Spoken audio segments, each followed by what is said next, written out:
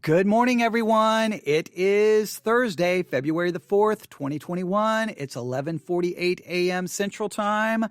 I'm once again seated here in the sanctuary of Victory Baptist Church. I always have to tell you where I'm at. I don't know. At this point, you should just know where I'm at. Well, you know what? There's a lot of programs that will say, coming to you from the studios, so a lot of radio programs kind of tell you where they're coming from. But I'm coming to you live here, Victory Baptist Church, Ovalo, Texas, where yesterday it was 80 degrees, and today it's not going to get above 61 degrees. So, yeah, we had a cold front come in, and that's not acceptable. Whoever is responsible for cold fronts, okay, obviously I'm joking, but those people from up north, I hold you responsible for all cold fronts. If you live up north, stop the cold from coming here to Texas. We don't want it. We don't appreciate it. We don't like it.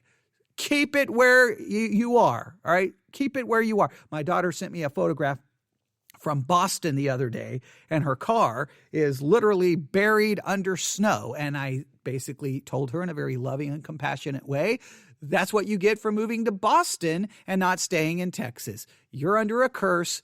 I'm in Texas. That's all you need to know. All right, but yes, I'm here in Texas. I'm here in the sanctuary. I'm here not being able to talk. I need a drink of water. Let me lean over, grab a drink of water. Nothing worse when you're live on the air and all of a sudden you feel like you're getting ready to start having a coughing fit. Good thing I have the mute button, but you don't want, 3 minutes of silence while the host of the podcast had a coughing fit. You don't want that. Yesterday, this is just a side note, but I think it's funny. So many things can happen when you're live on the air. When you just anything. That's one of the fun things about being live is there's no safety net. There's no timeout, cut, redo, edit. You hit that red button, it's time to talk.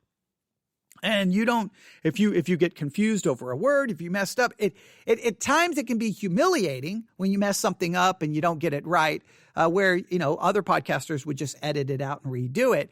I don't have that opportunity. So there have been times it's been pretty embarrassing. It has. You've listened to it. It's been pretty embarrassing.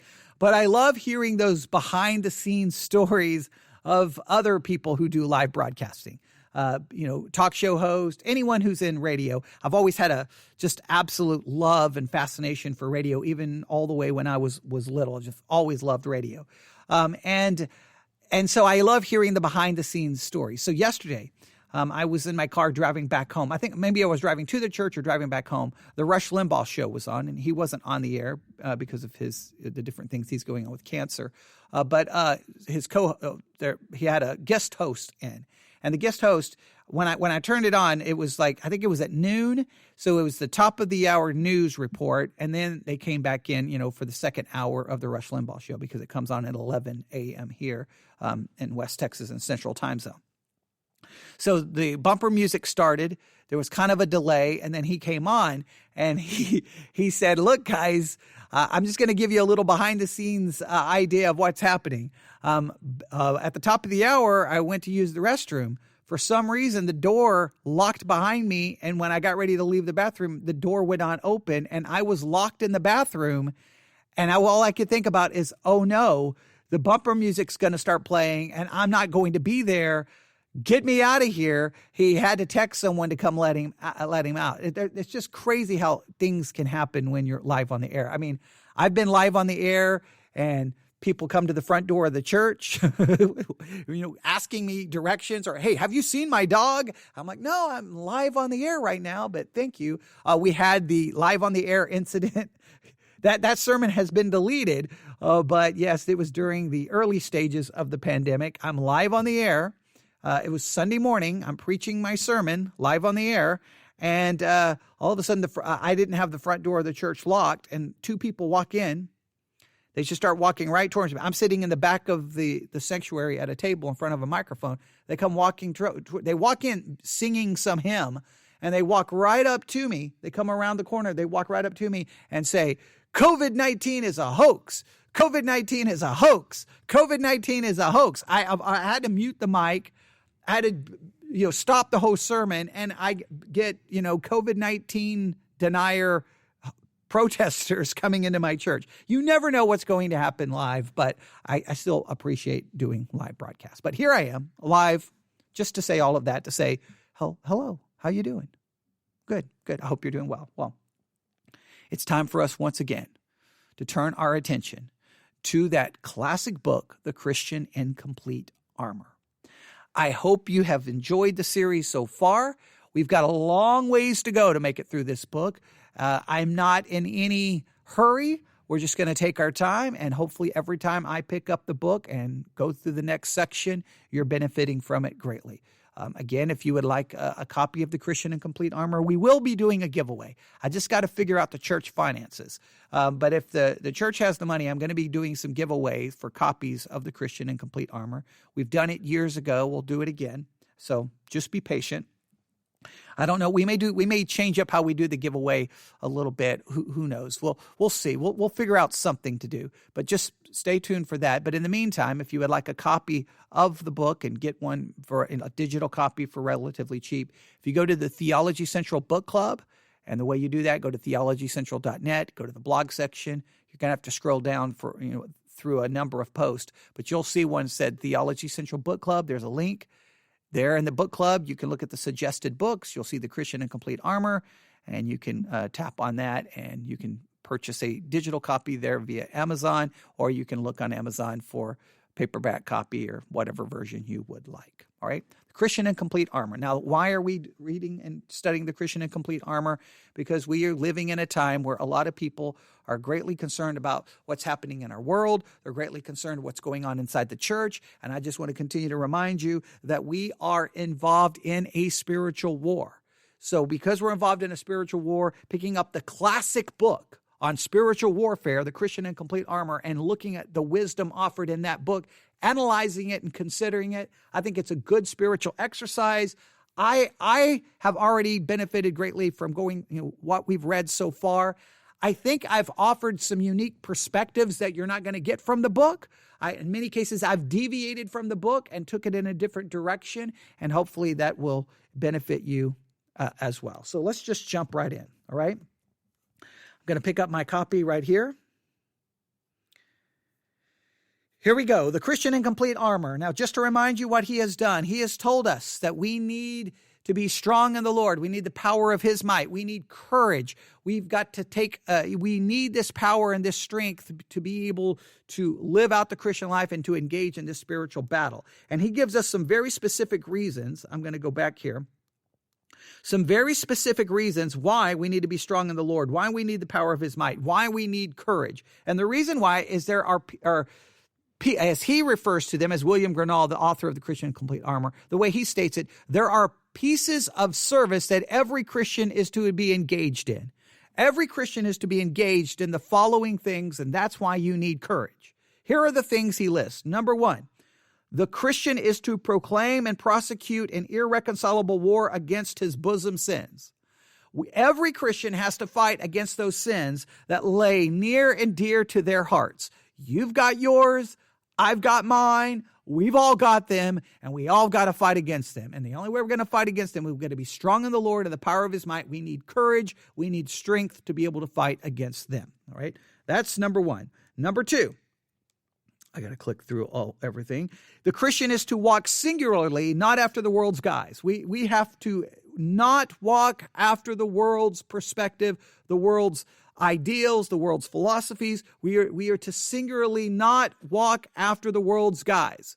We are to walk in a completely different way, a different mindset. That requires courage, strength, and we have to fight against that. Number three. I'll get to number three here in a second. Number three, the Christian must keep on his way to heaven in the midst of all the scandals that are cast upon the ways of God. Look, if you're going to be a Christian for any length of time, there's going to be scandal, there's going to be failure, there's going to be sin. It's going to happen in your church, my church. It's going to happen in your life. It's going to happen in my life. It's going to happen to well-known Christian leaders, people who are not so well-known. There's going to be marriages that fall apart. There's going to be sexual sin. There's going to be pornography. There's going to be scandal and problems. And we have to stay committed to walking towards heaven in spite of all of that. And I spent a lot of time in that point talking about the need for battlefield medicine. I'm going to talk a little bit more about that today, so I'm not going to do much review there. But you should go back and listen to that discussion. The fourth thing, the Christian must trust in a withdrawing God. We must trust in God when God doesn't appear to be present or when he seems to have withdrawn himself from us. We have to continue to trust in him. And we talked a lot about that, and I gave some reasons and how to do that, all right, or some ways in order to do that. Today we come to the fifth thing. The fifth thing every Christian must be engaged in, and the very reason we need to be strong in the Lord and the power of his might, and we need courage. And here is the fifth one. Are you ready? Here we go. Please note, if you're listening to me live, you can participate by, if you're listening to me live via the Spreaker app, just tap on the little chat icon and you can ask questions. In my last episode, someone asked a question about what I was referring to. I appreciate that. I love questions and comments and perspectives, but here we go. Here's number 5, the fifth thing every Christian should be engaged in and why we need to be strong in the power of the Lord. All right, here we go. The believer is to persevere in his Christian course to the end of his life. The believer is to persevere in his Christian course to the end of his life. Every Christian has to strive and to work to persevere now, we could get into the whole doctrine of the perseverance of the saints. We could go into a whole theological direction.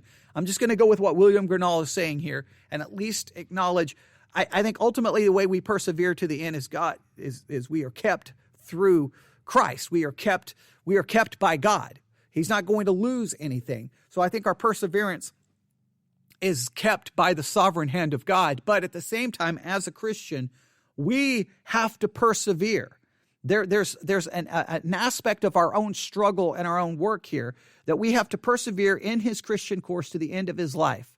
That we have to determine that the minute we become a Christian, that we're going to persevere in that Christian course of life, in that Christian life. We're going to persevere all the way to the very end.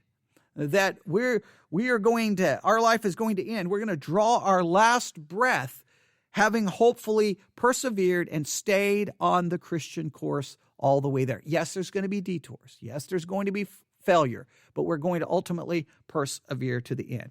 As William Gurnall states it, his work and his life must go off the stage together.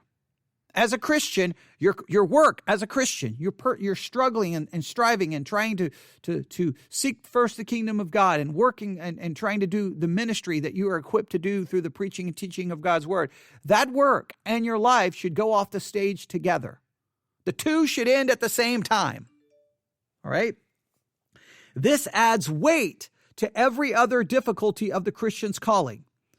We have known many who have gone into the field and liked the work of a soldier for a battle or two, but soon have had enough and come running home again. Now, that is true. We've all known people. If you've been a Christian for any length of time, you see those Christians who they may first become a Christian and they're excited and they're ready to do the work of God. They're ready to do ministry. They're ready to disciple people and they're ready to serve and they're ready to do so. And they run out into the battle and they come running back not soon after. They're like, done with that. Fed up with that. I'm finished. Done. Time out. Get me out of this. I don't want this anymore. Now, I know some will say, hey, they're not a Christian. They're not a Christian. I understand we get into that argument. And remember, I'm always careful with that because this is what happens. Christians love to try to walk around determining who's a Christian, who's not a Christian. We love to walk around going, look what they did. They're not a Christian. They're not a Christian. They're not a Christian. And if you keep doing that, at some point, you're going to be looking in the mirror going, hey, you're not a Christian. And you're going to realize you're talking to yourself. All right. So, but the bottom line is it happens. People run out there into the battle. And then they come running back and they're like, this is difficult. This is hard. I've got to fight against my own sins. I got to fight against persecution, against a world that doesn't like Christianity. And it becomes very difficult. So let me state this right from the beginning. And this may end up being the only point I'm going to make in this section, but I'm going to keep making it. Because in our discussion of the Christian in complete armor, I believe the thing that we've stumbled across, I think the point that I've stumbled upon in this reading of the book, I've read the book multiple times, and I haven't really ever thought about it until this time. I think what is necessary, and I got to continue to say this, for us to put on the complete armor and to fight and be successful in spiritual warfare, to fight and be successful in our Christian life, we have to engage in, and there must be, battlefield medicine. I'm going to continue to use that terminology. Battlefield medicine. There's got to be a place people come to when they are wounded, broken, fallen. They have shell shock. They have, we'll use military term, post-traumatic stress disorder. Obviously, in the military, you saw plenty of that. When people are hurt, there's got to be a place to come to. And again, this analogy, the reason it's so, that was my job in the medical world. I was in the military, I was in the medical world. We set up, medical tents for people who are wounded. And then we would go out there to the wounded and you do triage. You're like, okay, this is this is this. All right, this person, we're not going to be able to help that person. We can't help that person. We got to focus on the ones that we can save. Triage is not a pleasant situation. You may have to go out there into the battle, right? You have to go out there. Put them on that, put them on I'll call it the stretcher, put them on a litter and pick them up, carry them back to the medical tent and then give them the best care that you can. In many cases, their wounds are so severe, you try to get them airlifted out to another, medical center at a different area so that you can do more extensive medical care. No war can be fought without battlefield medicine. You got to have medics there. You got to have people there taking those bodies, trying to patch up the wounded, trying to get them. Listen, you don't just patch them up so that they can be sent home for good. In many cases, you're patching them up and getting them ready to go right back out into the battle. They're going to go right back out there into the battle. That's the goal. Well, if Christians are going to persevere, there's got to be battlefield medicine. There's got to be Christians out there, in a sense, carrying a medical kit. Every Christian needs to carry a medical kit. Every Christian needs to have a medical kit around them because Christians who they used to go to church and they don't go anymore. Why? What happened? Was it their own sin? Was it the sin of someone else? Are they broken over their own sin? Are they broken because of other people's sin? Have they been wounded? Have they been hurt? Do they bear the scars? You need to pull out that medical kit to try to help restore them back to a position of spiritual health so that they can get back into the battle. So much of Christianity is like, put on the armor, go fight. Oh, well, they went and fought and they messed up. They blew themselves up. Okay, well, there were probably never Christians anyway. We step over their broken body and then just move on in our Christian life and forget all the broken bodies laid behind us. I've done it. You've all done it. We've all done it. Christianity has to be there for the people who are wounded and broken, scarred, struggling, fallen, failing, sinning, messing up. It can't just be there for the perfect people because nobody's perfect. But we all dress ourselves up in, our little fake righteousness, our little fig leaf righteousness to cover up our own sin and our own shame to make ourselves look good. But we can't persevere without battlefield medicine. And you may not feel like you need it right now. And you may not feel like you have time for the wounded and the weak and the people who are broken and the people who've sinned. And you may just be disgusted that they fell into that sin and you don't know how they could have ever committed that sin because that's just pathetic. And how could they have ever done that? And you despise what they've done. But what you need to do is say, you know what? Instead of sitting there talking about them, I need to run to them, pull off my medical kit and render aid. Remind them of God's grace. Reminds them that there is forgiveness in Jesus Christ and that the blood of Christ can wash away all of our sins and that God's grace is greater than our greatest sin and that our failure is not fatal. God has the power to heal us spiritually. He has the power to resurrect us when we feel like that we have died spiritually. He has the ability to pull us up. There's not a lot of Christians good with the medical kit. It's like in spiritual warfare, people are falling and someone's out there going, I need a medic. And Christians will go, we don't have medics here. You're on your own. Get over it.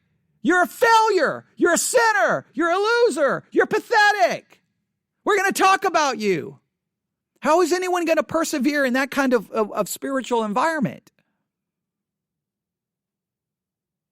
We all know the people who ran into battle And then they came running home. In many cases, when they come running home, the church is just like, well, you just keep running on right on past us because you're not welcomed here anymore. Now, I know that we don't say it that way, but we do. This idea of we've got to persevere to the end. We've got to give this idea of spiritual battlefield medicine. I'm really going to emphasize this point. I've never emphasized this point anytime through the book. This is the way I read it when I was a young Christian. This is the way I read this when I was a young Christian. All right, the believer is to persevere in the Christian course to the end of his life. His work and his life must go off the stage together. This adds weight to every other difficulty of the Christian's calling. We have known many who've gone into the field and liked the work of a soldier for a battle or two, but soon have had enough and come running home again. And I'd be like, yeah, because they weren't real Christians. They were fake Christians. They weren't true Christians. Yeah. I know those people who've fallen away. That's just sad. Yeah. I looked at it in a completely ungodly way. Now, it took a long time for me to figure that out. And one of the things it takes is the longer you are a Christian, the more you become aware of not only how everyone else continues to sin, how you continue to sin. You begin to realize that we're all sinners. And that this idea that is sold within Christianity, that when you become a Christian, boom, everything is new. And there's this, everything's changed. And now you have the ability to live this perfect Christian life. You start realizing something's wrong with that whole theology. And then you have to start realizing, wait a minute, I'm a new creature in Christ in my position, but practically I still have a sinful nature and I'm still going to sin and I'm still going to fall. Because you're going to see that failure all around you. And you've got to have a theology that handles it. And the theology is, yes, there's still a sinner. I'm still a sinner. We're going to be sinners until we're glorified. So in the meantime, what do we do for sinners who fall? We run out there with the medical kit and we try to help them with our battlefield medicine. So it says, so many run into battle, they come running home again, but few can bear it as a constant trade. Few can bear the constant bombardment that comes after you as a Christian. Many can't handle it, right? Many are soon engaged in holy duties, easily persuaded to take up a profession of religion, and as easily persuaded to lay it down. Many are easily persuaded to, I'm going to serve God, and then easily persuaded going, not so much. Well, okay, when they say not so much, we got to be there to help them. It says, like the new moon, which shines a little in the first part of the night, but is down before half the night be gone. Lightsome professors in their youth, whose old age is wrapped up in thick darkness of sin and wickedness. So, in other words, there are many Christians, he calls them lightsome professors, who in their youth, in other words, in the youth of their spiritual life, they handle it one way, but as they get older, their life is wrapped up in the thick darkness of sin and wickedness. That they resort back. Well, we resort back, and I don't even think it's resorting back. It's just the reality of what's in us. We are sinners. We are sinners. We can never forget that. Oh, this preserving is a hard word. This taking up of the cross daily, this praying always, this watching night and day and never laying aside our clothes and armor. Yes, it is hard. It's all hard. Taking up your cross daily, praying always, watching night and day, never laying aside your spiritual armor. That is hard work. And we do need the strength of God. But we also need battlefield medicine when it gets hard and when we fall and when we find ourselves lying on the side of the road with a horrible wound. We need a medic. I mean, indulging ourselves to remit and unbend and our holy waiting on God and walking with God. This sends many sorrowful away from Christ. Yet this is the saint's duty, to make religion his everyday work without any vacation from one end of the year to the other. These few instances are enough to show what need the Christian hath of resolution. And now he's going to get into the application, and we're not going to get into that. We're going to stop. Those are 5 things every Christian must be engaged in. Let's review them. Those 5 things. Let's review them. All right. I just shut my Kindle and then realized I'm going to do a review. Let's review them. If my Kindle will turn on. Here we go.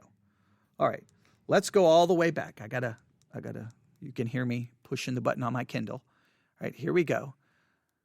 And for those who know, I use the Kindle Oasis is what I use. It's a great Kindle. It's a great Kindle. It's expensive, but it's great. All right, here we go. So the first thing that every Christian is to be engaged in is to proclaim and prosecute an irreconcilable war against his bosom sins. You need to be fighting against your bosom sins. And you know what's going to happen sometimes? Your bosom sins are going to win. You know what you're going to need? Everyone should say it. You need battlefield medics. You need battlefield medicine. You need a battlefield hospital. Right? You need that hospital you can be taken to so you can patch back up. And why? What's the purpose of battlefield medicine? To restore one to get back into the battle. Not to restore one so then you can say, okay, now we've got to brand you with that letter. And now you go out there and let everyone know that you messed up. No, it's to restore one. Right? So we restore the one. All right?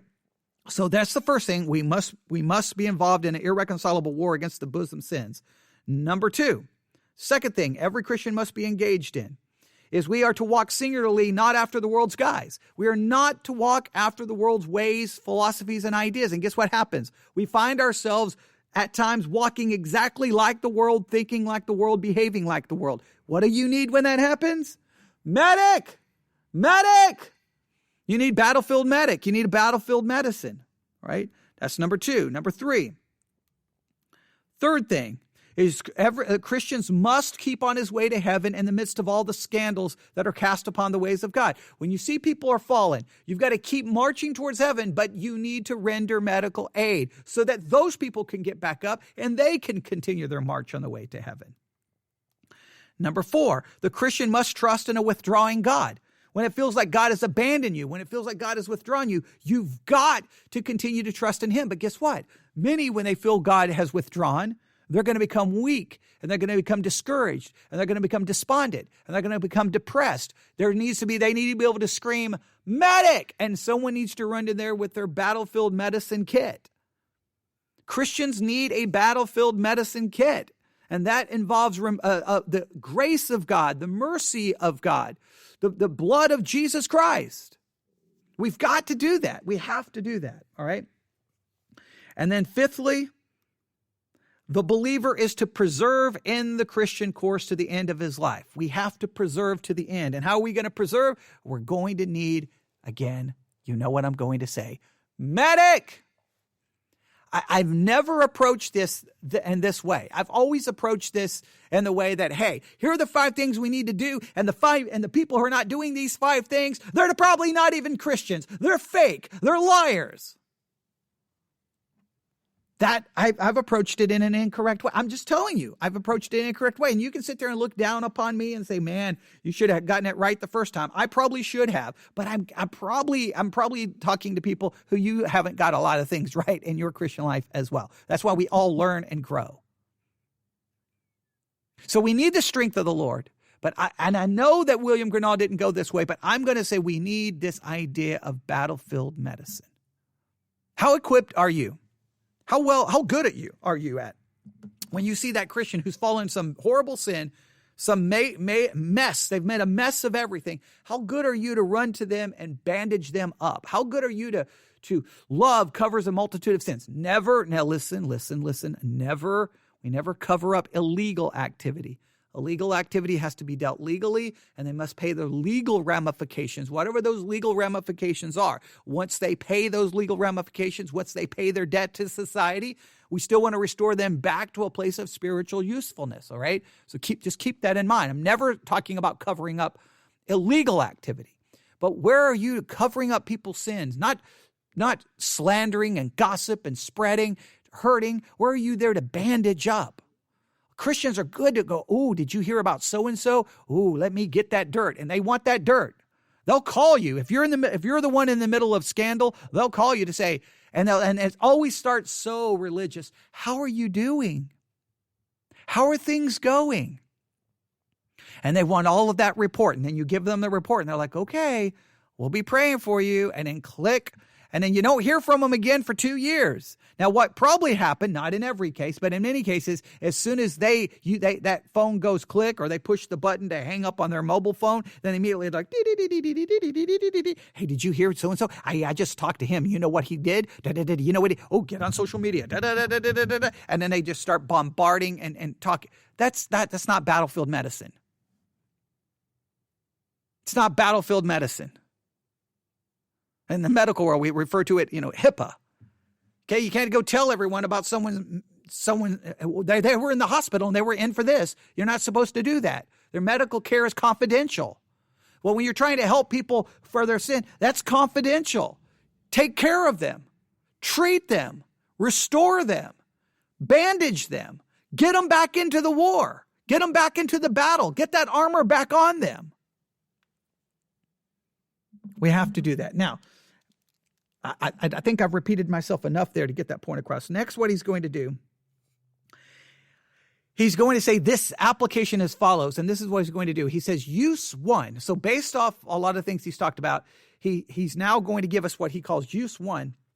And he's going to say this gives us then a reason why there are so many professors and so few Christians indeed. He's going to use this as an opportunity to claim all these people aren't Christians. And I disagree with that mindset now. My Christianity is not determined by how godly I am. My Christianity is determined by how holy Christ is and that his holiness has been imputed to my account. My Christianity is determined by my trusting in Christ, or I believe in a works-based system. Now, I'm not saying that means we can go around and do whatever we want. We should sin. I'm by no means even coming close to saying that. I'm just saying that a person's salvation is based off their trust in Jesus Christ. By the imputed righteousness, not their practical righteousness. Because that imputed righteousness is not impacted by my practical righteousness, no matter how much I have or how little I have. My salvation is based off the imputed righteousness of Christ, which is perfect. It is complete. I have complete obedience accredited to my account. Have complete holiness accredited to my account. I have the forgiveness of sins because Christ died for them.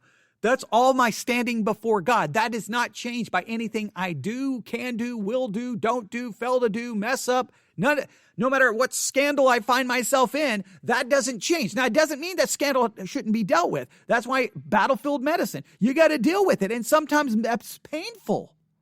Sometimes like, look, your leg is messed up. We're going to have to we're going to put it back in place. Look, man, your arm we're going to snap your arm back in place. It's going to be painful. We're going to have to reset the bone. It's going to be painful. Hey, you're in really bad shape. We're going to have to remove part of your leg, or you're going to lose a part of your leg. Like sometimes you got to give really bad news. It's painful, but you got to go through that painful thing so that you can then be restored back to usefulness. Gernal's just going to go, hey, this is proof that people aren't Christians. Well, you continue with that way of thinking. I'm telling you. Before you know it, you're going to be the only person standing in the circle of the person who you think is a Christian. It's just going to be you alone. And at some point, you're going to wake up one day and even question if you belong in that circle. And then you're going to come to the conclusion no one's a Christian. Well, because you're looking at people being Christians based off practical righteousness. We are saved by the righteousness of Christ, which is not our own. That's the whole point. All right, I'll stop right there. I know I've emphasized that point a lot, but I had to emphasize it at least one more time. All right, there we go. The Christian in Complete Armor by William Gernal. That gets us now to the next section, and I'm going to take these episodes. I'm going to kind of do these and I think shorter at times, especially when I got a point that I'm really trying to make. Some of you may be tired of me repeating this point, but I'm going to keep repeating it. I think maybe throughout the book, because I think it's going to become maybe my unique position on spiritual warfare. Everybody wants to talk about spiritual warfare, but no one wants to talk about battlefield medicine. Yeah, you want to be a spiritual warfare warrior. You want to pick up that sword, you want to put on that armor, and you want to fight. How good are you at just being a medic? That's a question we all have to ask ourselves. All right, I'll stop right there. Everyone have a great day. God bless.